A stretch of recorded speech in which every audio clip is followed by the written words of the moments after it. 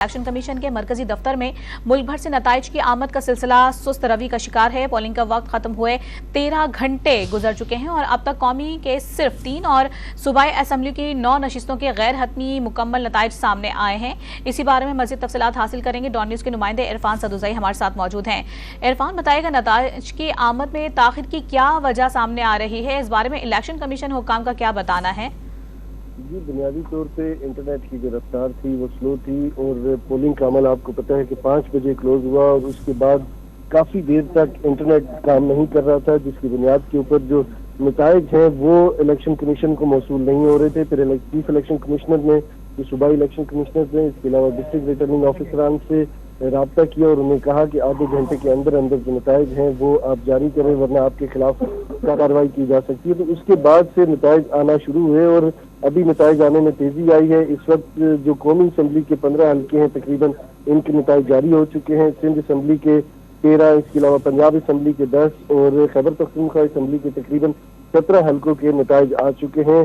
जो बड़े बड़े बुर्ज उल्टे हैं उनमें अय्याज अमीर अपने हल्के से शिकस्त उन्होंने खाई है। इसके अलावा शंदाना गुलजार वो जीती हैं, आज़ाद उम्मीदवार थी, इन्हें तहरीक इंसाफ की हिमायत हासिल थी। इसके अलावा राजा बिशारत है रावलपिंडी से, वो इलेक्शन में कामयाबी हासिल नहीं कर पाए, जबकि इनके मद्दे मुकाबिल मुस्लिम लीग नून के जो रावलपिंडी डिवीजन के जो सदर थे मलिक इब्रार, उन्होंने कामयाबी हासिल की है।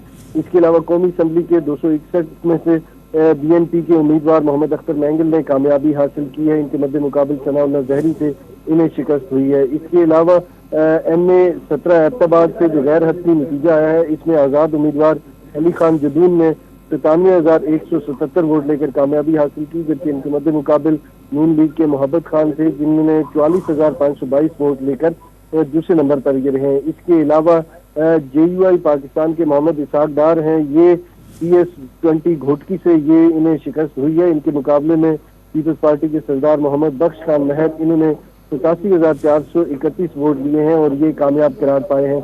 कौमी असम्बली के हल्का 17 एबटाबाद से PTI के जो आज़ाद उम्मीदवार अली खान जदून, इन्होंने कामयाबी हासिल की, 97,000 वोट इन्होंने लिए।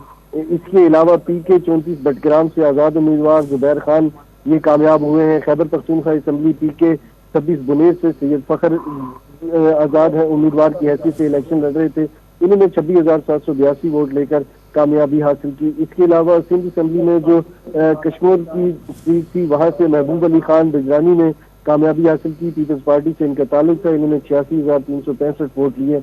इसके अलावा जो खैबर पख्तूनख्वा असम्बली के 65 जो हल्का 65 है, इसमें 404 से आज़ाद उम्मीदवार फजल शकूर खान इलेक्शन लड़ रहे थे, इन्होंने 43,103 वोट लिए हैं और ये कामयाब करार पाए हैं। इनके मद्दे मुकाबिल जो थे जमीयत उलमा इस्लाम पाकिस्तान के मोहम्मद अहमद खान थे, इन्होंने 18,266 वोट लिए। इसके अलावा PP 159 में मुस्लिम लीग की उम्मीदवार मरियम नवाज, ये चीफ ऑर्गेनाइजर भी है मुस्लिम लीग नून की, इन्होंने 23,598 वोट लिए हैं, जबकि इनके मद्दे मुकाबिल महर शराफत अली थे, इन्होंने 21,491 वोट लिए हैं और ये दूसरे नंबर पर रहे हैं। इसके अलावा सिंध असम्बली के हल्का 12 लाड़काना से पाकिस्तान पीपल्स पार्टी के सुहेल अनवर कामयाब हुए हैं, इन्होंने 54,077 वोट लिए और इनके मद्दे मुकाबिल GDA के ग्रैंड डेमोक्रेटिक अलायंस के मौजम अली खान थे, जिन्होंने 31,850 वोट लिए हैं। इसके अलावा मुस्लिम लीग नून के जो तनवीर असलम मलिक हैं, ये पंजाब असम्बली के हल्का 21 चकवाल 2 से इलेक्शन लड़ रहे थे, इन्होंने 83,055 वोट लिए और दूसरे नंबर पर यहाँ से उम्मीदवार जो थे तारिक महमूद अफजल, ये आज़ाद उम्मीदवार थे, इन्होंने 75,142 वोट लिए। इसके अलावा MA 58 से मुस्लिम लीग नून के ताहिर इकबाल कामयाब हुए, इन्होंने 1,15,974 वोट लिए और इनके मुकाबले में मारूफ साफी तजिया निगार अय्याज अमीर थे, इन्होंने 1,02,537 वोट लिए और ये दूसरे नंबर पर रहे।